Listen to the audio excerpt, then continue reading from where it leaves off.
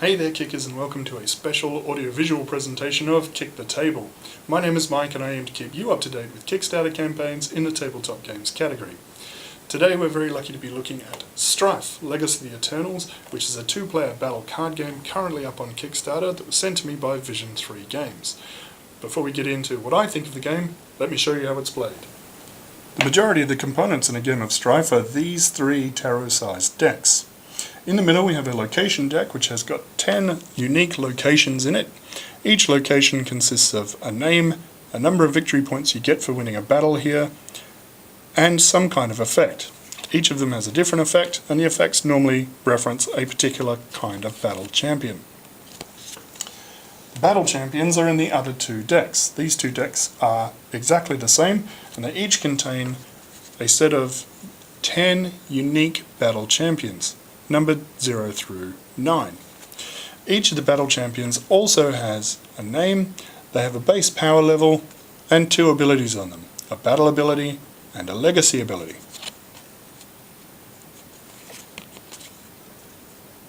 So at the start of the game, each player is going to take one of the two decks of champions.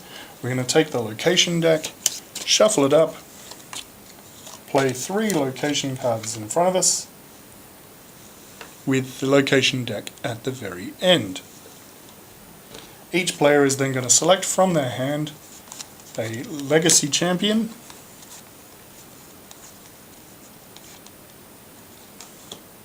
who's going to be the first one to go into their legacy pile, and then those are simultaneously revealed. Now we're ready to play the first round of Strife. Each round is going to consist of a number of different battles, and we're always going to battle for the location that's furthest away from the location deck, so this one. In order to do a battle, we're going to go through a number of different phases in a turn. First we're going to select a champion from our hands. I'm just going to do it kind of at random, and both players are going to do this simultaneously. I'm not going to select that one because it's hard to explain, just going to pick that one. And then both simultaneously revealed. Once we've selected champions and then revealed them, we then have a battle phase. Now, during the battle phase, each battle champion is going to activate their battle ability. Now, because there are 2 champions, they're going to do it in order from highest power to lowest. So the Barbarian is going to go first, and his battle ability says you may discard an adjacent face-up location and then advance the face-up locations.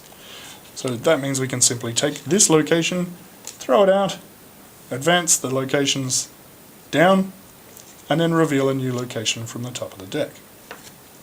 Once the Barbarian has finished activating his ability, then the Druid can activate theirs, and it says you may rearrange your opponent's legacy pile in any order you choose. Now currently my opponent has just got the 1 card in their legacy pile, and so there's not really much point in rearranging anything. Once both battle champions have activated their battle abilities, we then move on to the legacy phase, which is very similar, except now we're dealing with our 2 topmost battle champions from our legacy piles.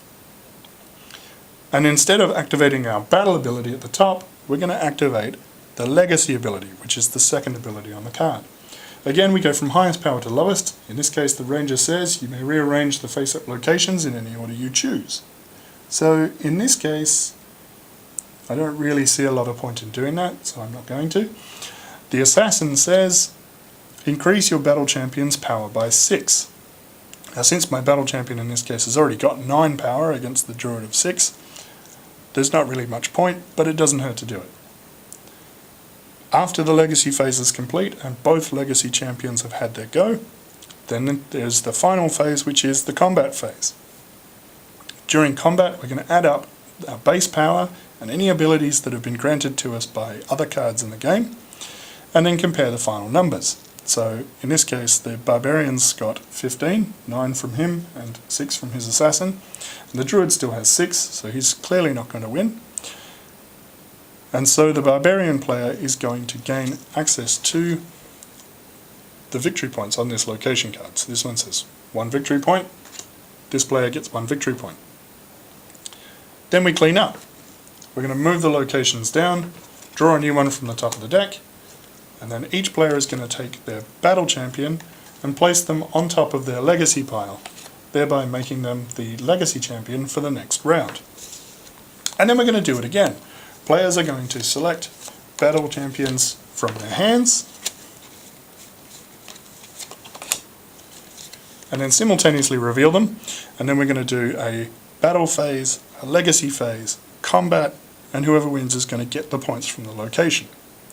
Once you run out of battle champions because you've played them all, or you run out of locations to fight over, you then shuffle up all the locations that have already been played, place your last battle champion in the legacy pile, take the rest into your hand and shuffle them up, and you're ready to play another round. After 3 rounds, whoever's got the most points wins. Now, there's one more hiccup, and that's what happens when there's a tie. When there's a tie, the player who holds this is going to lose. This is called the Fate Stone, and it's mean. If you have it, you lose all ties, unless you give it to your opponent. Why wouldn't you do that, you say? Well, every time you hand it over to your opponent, the value on it goes up. So it starts at 1, it goes up to 2, and then 3, and then 4, and so on.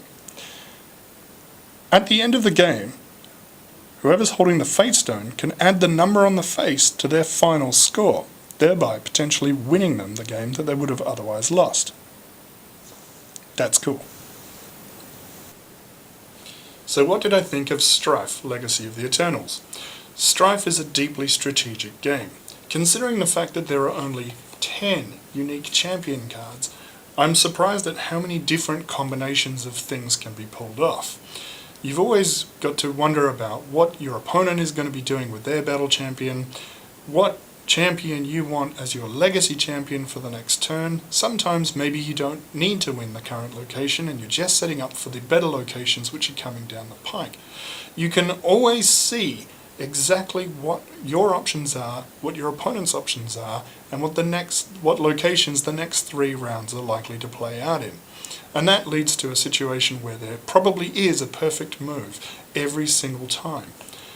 So if you are playing casually with a lot of different people, you will very quickly start to get ahead of those people and you'll win every single time. The more games you play, if you're playing with an inexperienced person, you're going to win. If you're playing with somebody who has a high level of analysis paralysis, if they take a long time to make a decision, you could be prone to that in this game. And because of the number of different interactions, I imagine there being the rules forum in BGG lighting up with questions about specific interactions and how they're supposed to behave. Now, having said all of that, Strife is a really great game. If you've got a constant partner that you like to play games with, this is a great one to get.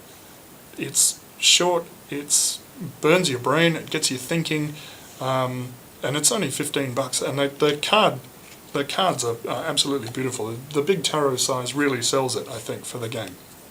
The illustrations are gorgeous. Just 30 cards. It's amazing how much game is there. And the Fate die, the Fate Stone. This thing is evil. I think pretty much every game that I've played, the Fate Stone has played an important part in who the victor is. And that doesn't necessarily mean whoever has the Fate Stone wins, because often it will get you just up high enough that there's a tie, and of course you have the Fate Stone, and so you still lose. Strife is up on Kickstarter right now. It's about 75% funded.